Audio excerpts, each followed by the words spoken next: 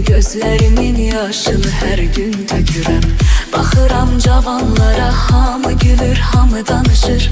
Doğrudan maraqlıdır, həyat qaynayıb qarışır.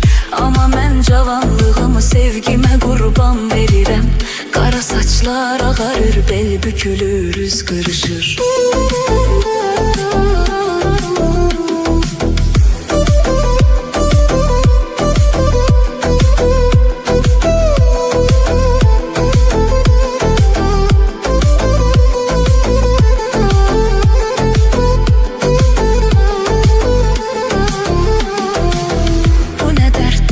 Müsibət nə bəladır çəkirəm. Üzülür ümidlərim, tək əcələ göz dikirəm. Bizim eşq bağçamızın gülləri soldu əbədi. Açmayır gözlərimin yaşını hər gün tökürəm. Baxıram cavanlara, hamı gülür, hamı danışır. Doğrudan maraqlıdır, həyat qaynayıb qarışır. Amma mən cavanlığımı sevgimə qurban verirəm. Qara saçlar ağarır, bel bükülür, üz qırışır.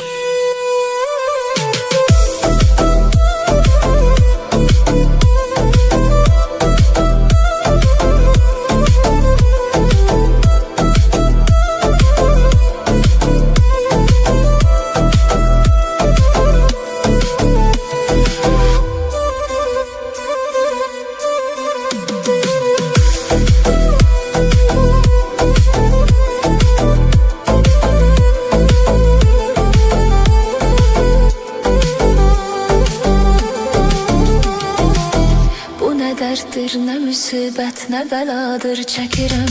Üzülür ümidlərim, tək əcələ göz dikirəm.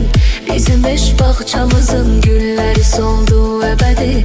Açmayır gözlərimin yaşını hər gün tökürəm. Baxıram cavanlara, hamı gülür, hamı danışır. Doğrudan maraqlıdır, həyat qaynayıb qarışır. Amma mən cavanlığımı sevgimə qurban verirəm. Qara saçlar ağarır, bel bükülür, üz qırışır.